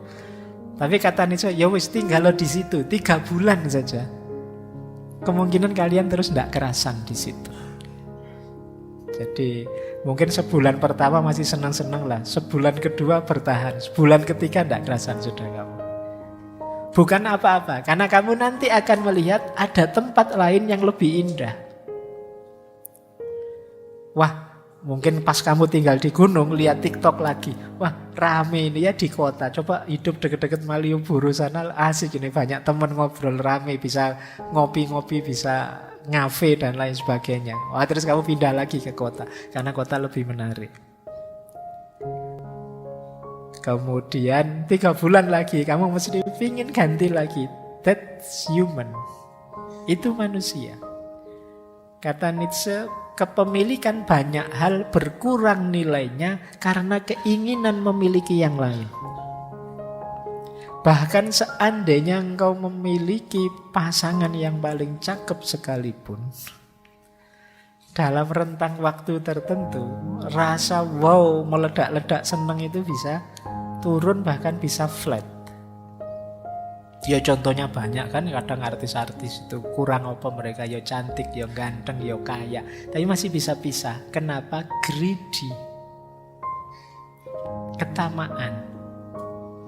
Jadi cara berpikirnya, wah ternyata pasanganku kayak gini, saya lihat di sana banyak yang lebih bagus, banyak yang lebih baik. Kalau sengsara terus kayak gini, pisah saja mending sama yang lain-lain. Itu greedy namanya, ketamaan. Jadi kepemilikan kita terhadap sesuatu itu seringkali nilainya berkurang ketika ada yang lain yang kita senangi. Maka hati-hati nanti ya teman-teman, apalagi yang sudah menikah. Itu di rentang waktu tertentu itu rasa meledak-ledaknya tidak seperti waktu pacaran atau manten baru. Derajatnya sudah turun jauh level itu. Kalau masih fokus di situ, ya biasanya berat sekali menjalani hidup bersama. Maka lawanlah ketamaan itu, termasuk konsumerisme ini. Lawanlah. Dan rasa ingin memiliki yang tidak berhenti ini, hentikanlah. Tadi ya, siap dengan rasa cukup. Itu saja sudah luar biasa. Saya lanjut. Nah, sekarang mulai filsafatnya. Mulai filsafatan sudah mau selesai. Nah, kita belajar sekarang filosofi-filosofi dari minimalisme. Yang pertama, filsafat cukup. Hidup ini sebenarnya tidak mengejar lebih kalau kita tidak ingin masalah.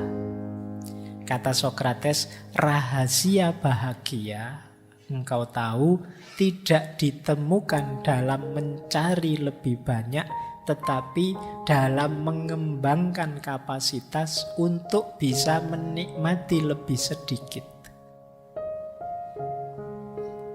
Jadi kamu latihanlah bukan punya banyak hal yang kamu inginkan, tapi latihanlah bisa menikmati yang lebih sedikit dari yang kamu miliki. Itu akan membuatmu bahagia. Jadi kembangkan dirimu ke level bisa menikmati yang sedikit, bukan ke level punya banyak hal, punya banyak barang. Nah, nanti kalian akan bahagia. Jadi kalau fokusmu hanya memiliki sesuatu, tadi kamu merasa berarti dengan punya banyak, ayo sekarang latihan kamu tetap merasa berarti meskipun punya sedikit. Ini namanya bisa menikmati yang sedikit, merasa cukup dengan yang sedikit. Selanjutnya kata Sokrates, dia yang tidak puas dengan apa yang dia miliki tidak akan puas dengan apa yang dia ingin miliki. Kalau kita tidak puas dengan yang kita miliki sekarang, biasanya kan kita menginginkan sesuatu. Percaya kalau yang kita inginkan itu tercapai, kita juga tidak akan puas juga. Karena yang kita kejar kepuasan dalam kepemilikan. Sementara manusia itu punya tabiat tamak tadi. Kalau sekedar keinginan, tidak pernah ada habisnya. Coba kalian tanya siapa orang paling sukses di dunia, terus kamu tanya, sudah selesai kah? Tidak pengen apa-apa, mesti masih banyak. Masih pengen ini, masih pengen itu. Tidak ada habisnya. Jadi ayo latihan untuk bisa puas dengan yang kita miliki sekarang. Di situ kuncinya kebahagiaan sebenarnya yang diajarkan oleh minimalisme tadi. Dan ini dikuatkan oleh Lao Tzu yang bilang orang yang merasa cukup dengan yang ia miliki adalah orang kaya. Jadi definisi kaya menurut Lao Tzu itu ya orang yang merasa cukup. Jadi kalau ada yang tanya, sampean ini orang kaya apa orang miskin? Itu jawabannya bukan kamu punya apa, hartamu berapa, tapi kamu puas atau tidak dengan yang kamu miliki sekarang. Kalau kalian merasa puas dengan yang dimiliki sekarang, kalian orang kaya. Jadi tidak usah nunggu nanti lulus, nunggu S2 jadi dosen, terus gaji besar, terus bisa macam-macam, beli macam-macam, baru kamu berani mengklaim kaya. Sekarang juga kamu bisa jadi orang kaya dengan menerima apapun, menyukai apapun yang sekarang kamu miliki. Itulah orang kaya. Dan dikuatkan oleh Gandhi. Kalau kata Gandhi, hiduplah dengan sederhana agar orang lain juga dapat hidup. Kalau ini mikir orang lain.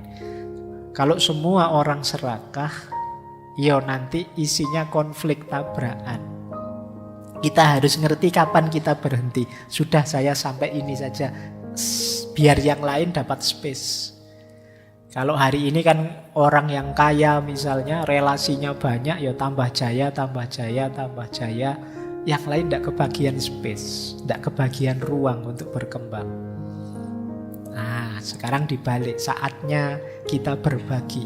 Meskipun sekedar berbagi waktu, berbagi ruang, berbagi kesempatan untuk yang lain. Dengan kita berhenti mengikuti ketamaan kita. Jadi rumus filosofis pertama, hidup minimalis itu merasa cukup. Kita kaya sudah dan tuntas hidup kita. Yang kedua, rumusnya minimalisme itu adalah keinginan. Nah, tadi kita diminta membedakan antara keinginan dan kebutuhan. Ada quotes dari Diogenes, teman-teman mesti hafal, filosof nyentrik ini. Kata dia, sifatnya dewa-dewa itu tidak butuh apapun. Karena dewa sudah mampu segalanya. Nah, berarti apa? Kalau kamu ingin meningkat kualitasmu seperti dewa, kamu tidak usah menginginkan apapun. Jadi kalau istilahnya Diogenes, God-like person, manusia yang seperti dewa. Mungkin teman-teman pernah dengar istilah manusia setengah dewa. Setengah saja ya, karena kalau sepenuhnya nanti berat. Manusia setengah dewa itu bukan manusia yang mampu segalanya, enggak. Kalau versinya Diogenes, manusia yang mampu tidak menginginkan apa-apa. Jadi yang mampu mengendalikan keinginannya. Ini manusia setengah dewa. Kenapa setengah dewa? Karena manusia itu kecenderungannya tamak, ingin memiliki apa-apa. Begitu dia mampu mengendalikan keinginan, tidak butuh apa-apa, itu dia levelnya tinggi. Ini kata Diogenes. Atau ada dua quotes yang terkenal dari Arthur Schopenhauer. Kata dia, akan lebih baik jika tidak ada apa-apa. Berarti kita tidak punya apa-apa, itu lebih baik. Karena ada lebih banyak rasa sakit daripada kesenangan di bumi ini. Setiap kepuasan hanyalah sementara, menciptakan keinginan baru dan kesusahan baru. Jadi kalau kita mencapai satu kepuasan tertentu, kalau itu levelnya manusia, itu kan sifatnya sementara. Terus kita ingin lagi, ada keinginan baru. Kalau ada keinginan baru, ada kesusahan lagi yang baru. Ini filsafat kehendak atau filsafat keinginan dari Arthur Schopenhauer. Jadi kata dia, hakikatnya hidup itu menderita. Kenapa? Karena kita menjalani hidup dengan dasar keinginan. Orang ingin ini kan sakit. Ingin itu kan berarti ada sesuatu yang ingin dia target dan belum terpenuhi. Itu kan menyakitkan. Pengen punya mobil, pengen punya pacar, pengen lulus cepat. Itu kan keinginan berarti belum terpenuhi. Diri kita merasa sakit. menderita sampai keinginannya terpenuhi. Sementara ketika keinginan terpenuhi, manusia kan tidak selesai. Ada lagi keinginan yang baru, menderita lagi. Sekarang teman-teman mati-matian ngejar biar lulus cepet misalnya. Begitu wisuda lulus, apa selesai? Kan enggak. Ingin segera dapat kerja Pak, ingin segera ketemu jodoh Pak, ingin segera ketemu jodoh bener nikah. Apa selesai urusanmu? Masih panjang ceritanya, masih banyak keinginan-keinginan yang baru. Jadi hidup ini rentetan dari keinginan ke keinginan. Sementara keinginan itu sesuatu yang menyakitkan. Berarti hakikatnya hidup ini ya penderitaan. Itu versinya Arthur Schopenhauer. Padahal bahkan di balik kesuksesan, di situ ada penderitaan. Kalau kalian mengalami sukses tertentu, jangan lupa ada sisi penderitaan di situ. Baik penderitaan dalam proses menginginkannya maupun mungkin ada hal-hal lain. Di situ ilustrasinya Arthur Schopenhauer, penderitaan hewan yang dimakan selalu lebih besar daripada kesenangan hewan yang makan. Nah, ini maksudnya apa? Ketika kita menaklukkan sesuatu, itu kan ada yang ditaklukkan. Kita menaklukkan itu menang, seneng. Tapi yang ditaklukkan ini rasa sakitnya lebih besar daripada senengnya kita yang menang. Jadi logikanya orang hidup kan kadang pakai logika kalah menang. Padahal ya kita mengejar kemenangan sementara kita lupa. Saya mengejar kayak tadi, lulus tercepat terbaik. Wah, kamu mati-matian nilaimu A terus. Kamu nggak pernah memperhatikan, ini loh temenmu E terus nilainya. Dia pontang-panting ngejar kamu nggak bisa-bisa. Dia kalah terus. Nah misalnya. Nah ini kan hidup yang kalah menang. Penderitaan yang kalah itu jauh lebih besar daripada kesenangan yang menang. Kenapa kesenangan itu kecil saja? Karena kesenangan itu melahirkan keinginan yang baru. Tidak lama terus jadi penderitaan. Nah ini gayanya Arthur Schopenhauer. Berarti apa kuncinya bahagia? Kalimat pertama itu. Kalau gitu ya lebih baik tidak usah apa-apalah. Tidak usah ingin macam-macam. Nambah masalah. Nah itu dasar filosofinya minimalis. Oke, saya lanjutkan. Nah, ini beberapa juga saya ambil dari stoikisme. Banyak orang tadi saya bilang mengaitkan minimalisme dengan stoikisme. Karena memang gagasan-gagasan stoikisme itu banyak yang relate dengan minimalisme. Misalnya itu ada kalimat dari Epictetus. Kekayaan itu tidak terdiri dari memiliki banyak harta, tetapi memiliki sedikit keinginan. Nah ini tadi sudah dijelaskan ya, cirinya orang kaya. Terus kebalikannya kata Seneca, bukan orang yang memiliki terlalu sedikit, tetapi orang yang menginginkan lebih. Itulah miskin. Selama kita masih ingin macam-macam dan belum keturutan, sebesar apapun harta kita, kita hitungannya masih miskin. Terus kalau ini Marcus Aurelius, energi dan waktumu sama-sama terbatas. Jadi jangan sia-siakan mereka pada apa yang dilakukan, dipikirkan, dan dikatakan oleh orang-orang yang tidak penting dalam hidupmu. Jadi ini berhubungan dengan hubungan kita dengan yang lain. Tadi kan saya bilang awas salah persepsi, minimalisme itu tidak hanya barang, termasuk juga orang. Kalau di antara keinginan kita adalah disenangi semua orang, dipuji semua orang, dan kita mati-matian menuju ke sana, Kalau versinya Markus ini ya kita sedang memboroskan energi dan waktu kita. Eman-eman. Ayo kita gunakan saja untuk yang manfaat. Biarlah ada orang tidak setuju, tidak suka. Asal kita yakin ini baik kok. Asal kita yakin ini sudah benar menurutku. Jalan saja.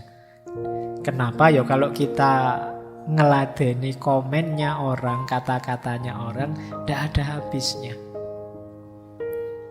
Tidak mungkin semua orang seneng. Tidak mungkin. Pak, saya lihat ngaji filsafat itu kelihatannya seneng semua. Iya, viewernya sedikit. Yang tidak seneng tidak ngomong, males, apa tidak berpengaruh. Jadi tidak mungkin semua orang seneng. Pasti ada yang tidak senang ya. Kalau ngaji filsafat mungkin yang tidak senang tidak ngomong juga, tidak keluar juga. Ya mereka tidak senang gitu aja.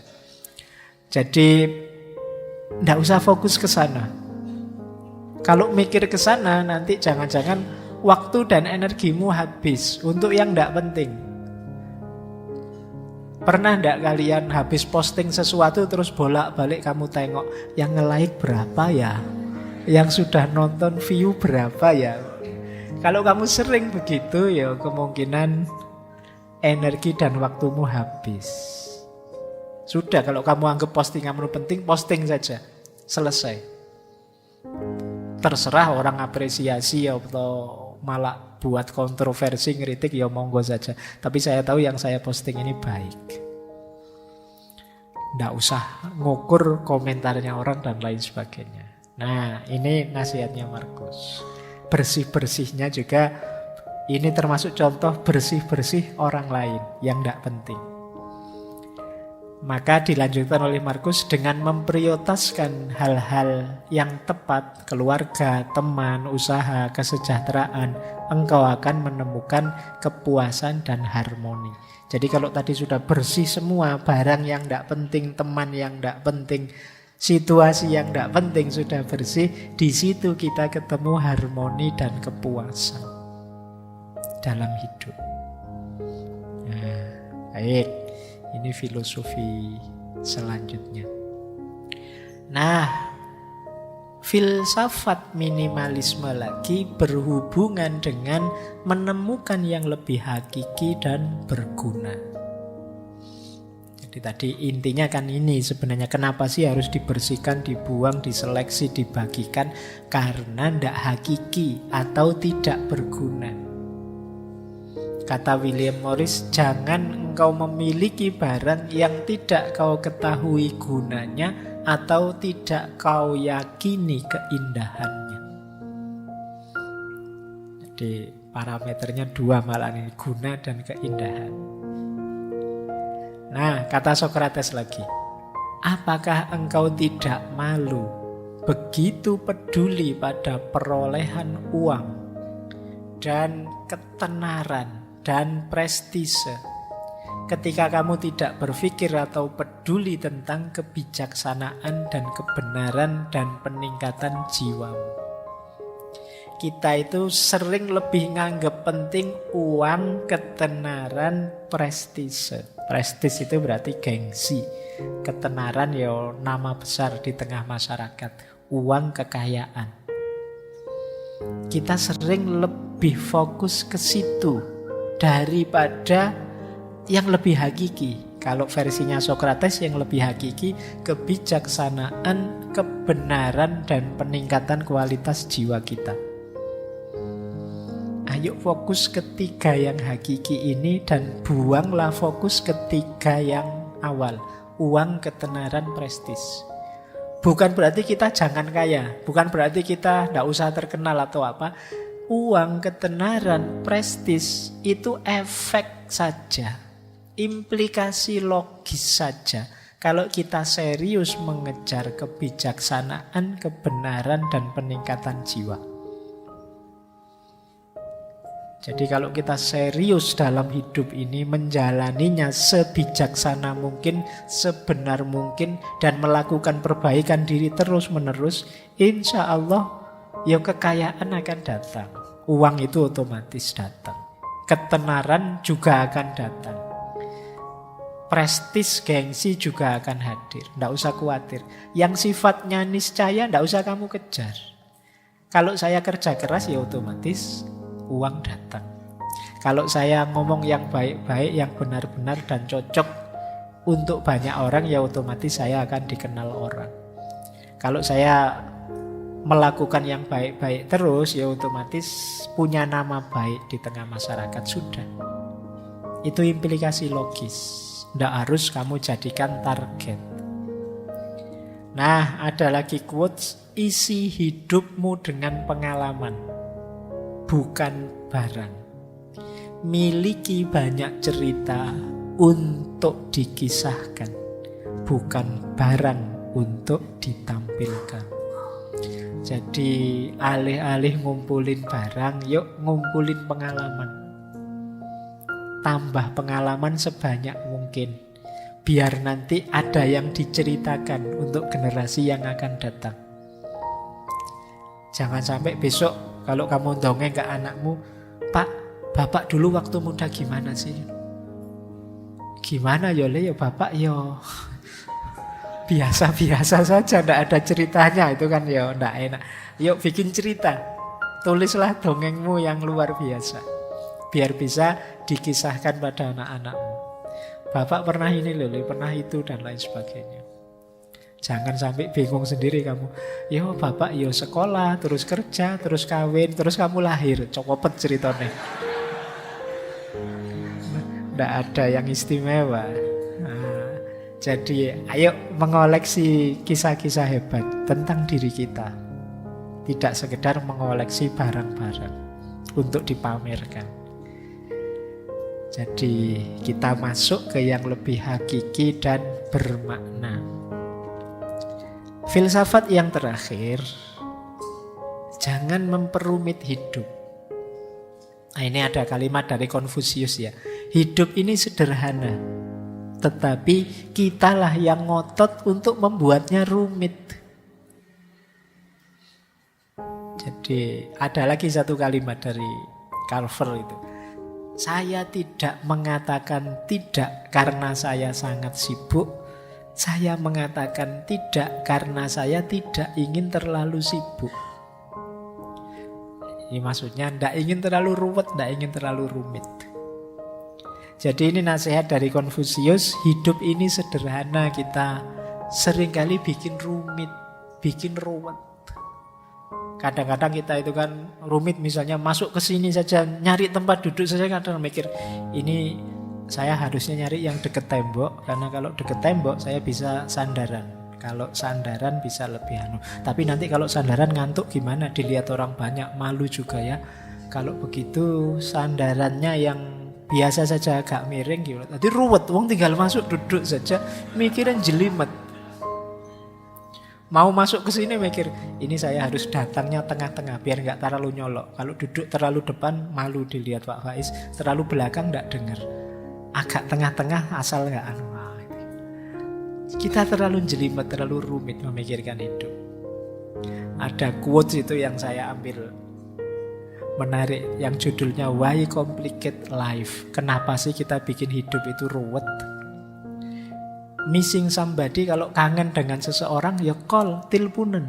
Kalau tidak diangkat ya nasib.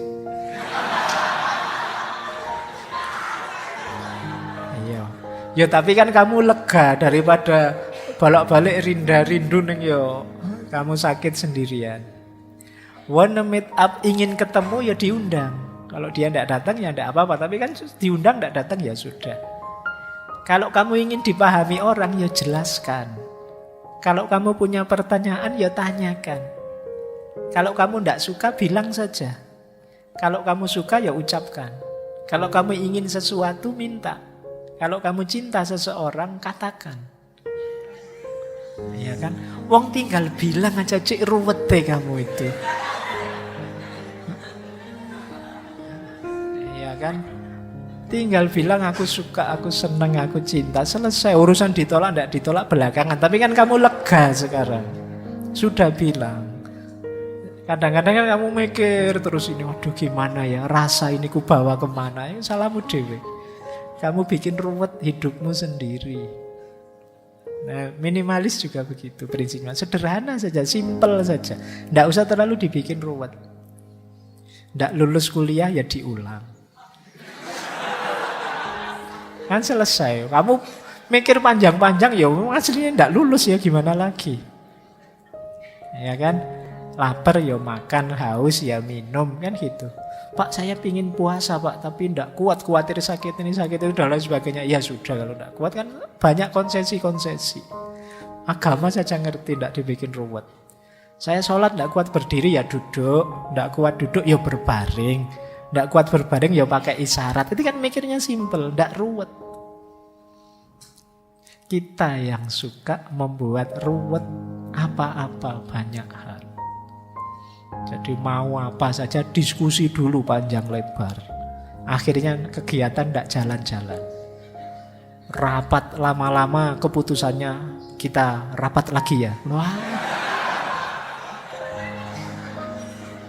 Lah terus tadi rapat itu ngomong apa kok terus rapat lagi.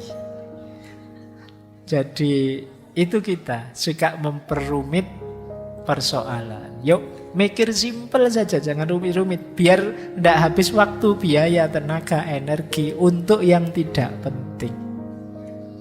Nah, tentang yang ini boleh nanti dibuka ketika kita membahas overthinking. Overthinking itu jenis ketika kita memperumit sesuatu yang sebenarnya simpel.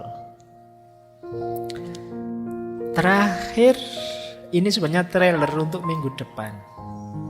Jadi minggu depan itu versi gaya hidup asketik. Gaya hidup asketik itu seperti minimalis, tapi lebih jauh dengan cara berpikir yang berbeda. Jadi agak menjauh dari dunia dengan pola religiusnya sendiri. Itu gaya hidup minimalis. Jadi di situ saya sebut bahwa gaya minimalis ini sebenarnya ada di hampir semua agama dan diteladankan oleh banyak pemuka agama. Nabi Muhammad itu kan tidak kaya raya. Nabi Isa tidak kaya raya. Banyak tokoh-tokoh yang tidak kaya raya. Nah, prinsip-prinsipnya kesederhanaan, kebersahajaan, menganggap dunia itu penggoda, menganggap dunia itu penderitaan, hidup itu yang penting rasa syukur dan lain sebagainya. Ini akan kita perpanjang pembahasannya minggu depan di tema asketisisme. Baik, saya kira itu untuk malam hari ini. Kurang lebihnya mohon maaf. Wallahul muwaffiq, wallahu a'lamu bissawab. Wassalamualaikum warahmatullahi wabarakatuh.